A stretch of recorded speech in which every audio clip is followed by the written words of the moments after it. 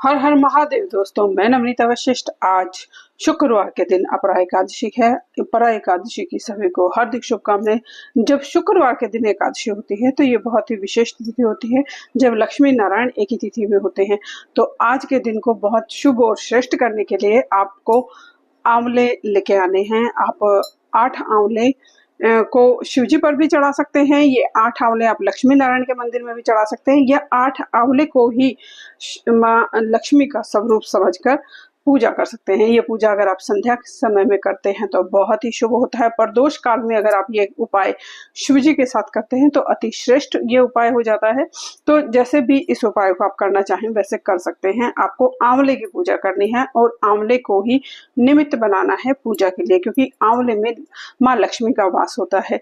और जो आंवले का पौधा है ये अखंड और अक्षय लाभ देने वाला होता है। ये इसमें बहुत सारे औषधीय गुण होते हैं। सेवन करने से भी आंवले में के जो बहुत सारी ऐसी डिजीज हैं जिनका कि इलाज सिर्फ आंवला खाने से हो सकता है। तो इस औषधीय गुण को एक सात्विक गुण के रूप में माना जाता है और इस सात्विक गुण को ही हम पूजते हैं। जो भी अच्छी चीजें हमारे अराउंड सराउंड होती हैं वो हम सब पूजते हैं। उन सबको हमने एक देवत्व का भाव दिया हुआ है, क्योंकि सनातन धर्म में हर एक चीज में बहुत ही ज्यादा भाव से जुड़ते हैं। और जब तक हम किसी भाव से नहीं जुड़ते तब तक हम उसकी वैल्यू या रिस्पेक्ट नहीं कर पाते। इसीलिए हमने सब चीजों को पूजा से या किसी रिचुअल से जोड़ रखा है। तो आंवले की आपको पूजा करनी है। आंवले को आप एक एक आंवला शिवलिंग पर चढ़ा सकते हैं, किसी भी मंत्र स्त्रोत या किसी भी श्लोक के साथ, या एक एक आंवला आप माँ लक्ष्मी के सामने चढ़ा सकते हैं, माँ काली के सामने चढ़ा सकते हैं, माँ दुर्गा के सामने चढ़ा सकते हैं, लक्ष्मी नारायण के किसी भी स्वरूप के सामने भी आप ये उपाय कर सकते हैं। बस ये उपाय आपको करना है।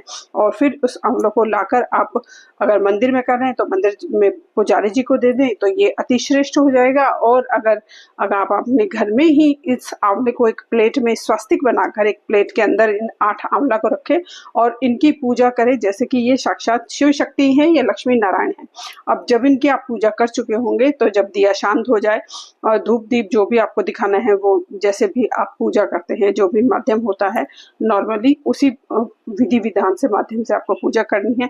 और जब दिया शांत हो जाए तो तब इनको आप अपने घर में यूज कर सकते हैं। जो भी इस प्रसाद को खाएगा उसका मानसिक और वैचारिक और शारीरिक सुधार होना ही होना है। और इसके साथ ही उसके जो हेल्थ इश्यू चल रहे हैं, जो फिजिकल इश्यू चल रहे हैं, जो मेंटल इश्यू चल रहे हैं, उनमें भी बहुत ज़्यादा रिलीफ मिलता है। क्योंकि ये एक औषधि नहीं, एक ये बहुत ही बड़ा एक आपका सपोर्टिंग सिस्टम बन जाता है, एक जीवित प्राण बन जाता है जो आपको बहुत ही ऊर्जा देगा। आपके दिमाग की बहुत अच्छी जो एक चीज़ें हैं जिनको आप दिमाग से जिनका काम चल रहा होता है उनको बहुत अच्छी इससे पढ़ाई में हेल्प होगी, या कुछ भी नेगेटिव थॉट्स बनने बंद हो जाएंगे और उनका आध्यात्मिक कनेक्शन बनेगा, अध्यात्म से वो जुड़ना शुरू हो जाएंगे। तो बहुत ही सरल, बहुत ही अचूक ये उपाय है।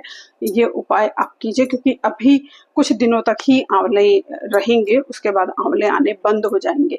अप्रैल मास के एंड तक, मई के हाफ एंड तक ही आंवले मिलते हैं। तो ये उपाय कीजिए और इसका पूरा लाभ लीजिए। अपरा एकादशी आपके लिए सुखदायी मंगलकारी हो, इसी भाव और विश्वास के साथ। धन्यवाद दोस्तों, नमस्कार।